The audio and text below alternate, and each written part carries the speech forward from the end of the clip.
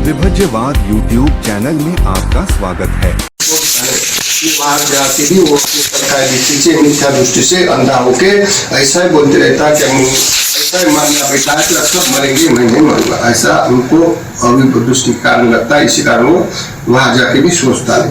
कोई लोग मरने के बाद भी कोई लोग कुछ नहीं, खाना पीना कुछ नहीं होता है, मरने के बाद कोई खाने वाला थोड़ा आता है। इसलिए कोई लोग अभी के काल में बोलते हैं कुछ नहीं करना है, ना कोई किसी को दान धर्म करना है, ना कुछ करना है। तो जो भी दुख बताया गया संसार में, जन्म मरण का दुख है, ये दुख का निवारण केवल दान ही होता है। इसी कारण लोग जहाँ दुख शोक परिदेव उत्पन्न होता है, मरना दुख कारक होता है, इसलिए वो निवारण हेतु केवल पुण्य करते थे। पुण्य आचरण का धर्म लेने से होता है, पुण्य थोड़ा दान धर्म करने से होता है, और जिस दान देने योग्य होता है उस दान देने योग्य वाले लोगों को देने से और फलदायी होता है। ये संसार का रिजम है, संसार का ऐसा नियम है। इस नियम को कोई अपने मिथ्या दृष्टि कारण तोड़ता है, ये उसका मानस होता है। इसी कारण आज का पुण्य, जैसे उधम सिंह गुरु जी ने अधिक अपने में पुण्य संचित करते हुए उनके परिवारजनों ने अपने मन में अधिक पुण्य कमाया। तो हम लोगों को यही समझता है, कोई ज्यादा पुण्य कमे या कम पुण्य कमे, सभी एक साथ मरने वाले हैं, लेकिन मरने के बाद जो गति होती है ये वहां पुण्य मापन होता है कर्म का। जैसे लोग दान धर्म पूजा वंदना थोड़ा भी जीवन में करता होगा, थोड़ा विश्वास करता हो, तो उसका सुगति में जन्म होता है। जो कोई लोग विश्वास न करता उसके ऊपर उसका दुर्गति में जन्म होता है। उसका ना कभी बेटा उसके काम में आएगा, ना उसका धन काम में आएगा। इसी कारण कोई लोग जो बुद्धिज्म के लोग होते हमेशा मरणानुस्मृति करते रहते हैं, क्योंकि मैं मरने वाला हूं करके सोचना बड़ा भला समझता है। ऐसा करने से उनकी उम्र भी बढ़ती है और उसका आयु बढ़ता है, उसका ज्ञान भी बढ़ता है। मरणानुस्मृति 24 घंटे में जीते ही कोई लोग अपने मैं मरूंगा ऐसा सोचने में मजबूर हो जाता, नहीं सोचता। अगर सोचे तो उसको भय लगता है, लेकिन वो तो एक दिन मर ही जाता है। तो ऐसे कोई लोग मरणानुस्मृति करने वाले होते हैं। बुद्ध धर्म में 40 कर्म स्थान में एक मरणानुस्मृति भी है। तो एक परिवार था जिसका एक बेटा है, एक बेटी है, और दोनों माता पिता, 4 जन, और एक उसकी घर की दासी।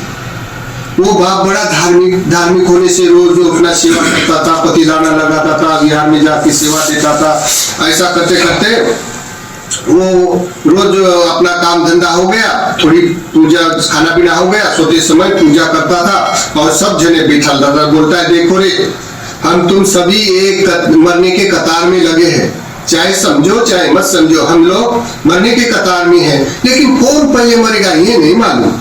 इसी कारण जो भी पहले मरेगा उसने पहले पुण्य कर्म करने का ही प्लान बनाना, बाकी कुछ नहीं होता। जो कोई लोग पुण्य कर्म कर मरेगा उसके नाम से पुण्य कर्म करना है, इतना ही भर के हमारे साथ आने वाला। और जीते जी मरणानुस्मृति करना है कि मैं भी मरने वाला, सारी दुनिया मरता, मैं भी मरूंगा। ऐसा करके वो रोज ध्यान करने के लिए बिठाता और वैसी चर्चा करता था। चुगल जानवर मरता है, कोई आदमी मरता है तो कैसा दिखता है, कितने दिन में कैसा दिखता है, ऐसा वो मरणानुस्मृति सिखाता था। ऐसे करके उसका पुत्र पुत्री, उसकी वाली घर वाली और उसकी घर के काम करने वाली दासी, वो 2-4 जने रोज आधा घंटा 5 मिनट 10 मिनट ऐसे बैठ अपना स्मरण करती थी, हम मर जाएंगे, मरने से पहले पुण्य कर्म करना है और मरने के बाद भी उनके नाम से पुण्य कर्म करना है। ऐसा रोज करते करते कुछ दिन बीत गए। देखो कुछ दिन बीत गए, जाने के बाद वो किसी के घर में जाते हैं तो कोई लोग छाती बिलक कर शोक करते हैं, रोते। वो नहीं रोते थे लोग, क्योंकि उसको ज्ञान हो गया मरना संभव है।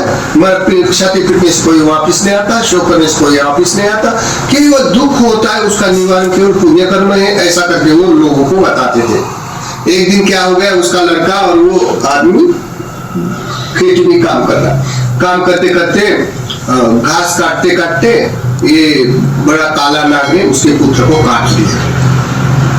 वो चिल्लाते पुत्र आया पिता के पास, मुझे सांप ने काटा। तो पिता सांप बताओ, तो वो कहा सांप के पास गया, कहा सांप देखा उसने, बोलता है मरेगा तो कोई फिक्र ये नहीं करना, शोक नहीं करना, बस। और तुरंत मर गया। मर जाने के बाद रास्ते से एक आदमी आ रहा था, ऐसा वो तो शोक नहीं कर रहा मेरा पुत्र रे मरा रे, ऐसा नहीं।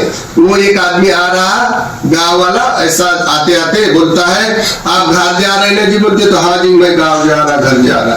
तो बोलते एक काम करो, हमारे परिवार में जाओ और बोल देना आज एक ही जने का खाना लाओ और कोई फूल और अगरबत्ती धूपबत्ती पटादाना की सामग्री लेके आ जाना, ऐसा बोले घर में जाके। उन्होंने ये नहीं कहा कि तेरा पुत्र मर गया करके, उन्होंने ऐसा बोला और जाओ मेरे लिए एक ही आदमी का खाना लाओ और धूपबत्ती अगरबत्ती फूल दीप लेके आ जाओ, ऐसा बोला। बोलने के बाद घर वाले का संदेशा पहुंच जाने का उसने समझ लिया क्या दो आदमी है, एक पुत्र है एक पिता है, दोनों में कोई तो भी मरा होगा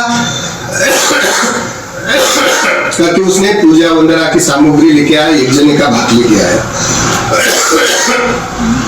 आने के बाद फिर वो पूजा करता, उसे ऐसे लकड़े पकड़े जमा किया, उसको जलाया, पूजा कर रहा और पानी छोड़कर ऐसा करा। तो उसने में एक ऐसा सन्यासी जो घर द्वार छोड़कर जा रहा था, ऐसा जाते जाते आ रहा था, वो आके उसको देखे दो आदमी, तो उन्होंने बोला आओ जी आओ पानी पी लो। तो वो बैठ गया। बैठ जाने के बाद बोलता उनको क्या लगा क्या उसकी खेत का काम करने वाला होगा, उसको क्या मालूम कौन मरा कौन नहीं। तो बोलता ये जो जगह कोई आदमी मर गया क्या, बोलता है। तो बोलते हाँ जी, बोलता है मेरा पुत्र मर गया। अरे बेटा तू अपना पिता है उसका वाला, तो भी तुम रोता क्यों नहीं, बिलखता क्यों नहीं है, तू पिता नहीं होगा। अरे कोई पुत्र मरने के बाद रोएगा नहीं, ऐसा कोई हो सकता है। तो बोलता है देखो रोएगा विलाप करेगा तो मरने वाला कोई वापिस आ सकता है। तो बोलते नहीं जी, फिर रोने से उनकी सुगति हो जाएगी। नहीं जी बोलते तो कभी होती ही नहीं है इसी, लेकिन रोते क्यों लोग, ये अज्ञानता है इसलिए रोते हैं बोलते, और उनके लिए रोने से भी कोई फायदा नहीं है। ऐसा बोलते बोले चलो बोलते पिता है ना, पिता बड़ा भारी मन वाला होता है, लेकिन माँ तो बड़ी कमल होती है। बोलते तू कौन है आप पुत्र की, बोलते मैं तो माँ हूँ जी। बोलते अरे तू माँ का हृदय बड़ा पुत्र के लिए कोमल होता है, तू भी क्यों नहीं रो रही, तेरा पुत्र अब भी मर गया, जरा तो आंख में आंसू भी नहीं आती। तो बोलते कहाँ बताए, बोलते बिना पूछे आया था बिना बताए चला गया। बोलते वो देखो बिना पूछे आया था और बिना बताए हुए चला गया, और रोने से मेरे तो वापिस नहीं आएगा, करना है तो दुख निवारण तो क्यों नहीं करना है। ऐसा करके वो चुप रह गया। बोलते माँ पिता तो पिता, माँ भी ऐसी बोल रही। ऐसा करके वो अपने मन में जानने से बोलता है कुछ तो भी बात अच्छी होंगी करके वो मन लगा के बोलता है कि वो उसकी भगिनी थी।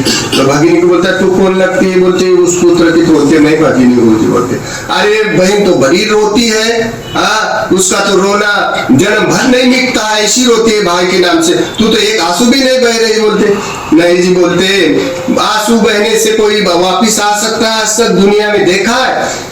और मेरा पहले रक्षण करने वाला था मेरा बाप तो है, लेकिन मेरा भाई जन्म पर आगे मेरा रक्षण करने वाला, तो अभी वो मैं अपाहिज महसूस कर सकती हूँ, लेकिन रोती नहीं, रोने से वो आएगा नहीं, अन्ना मेरी रक्षा कर सकता है। ऐसा करके वो बोलता है। फिर उसके घर में दासी थी। बोलते तू कौन लगती है, तो बोले मैं उनके घर में दासी का काम करती हूँ। तो बोलते तू भी उनके साथ रहते हो, बोलते तो तू क्यों रो रहे।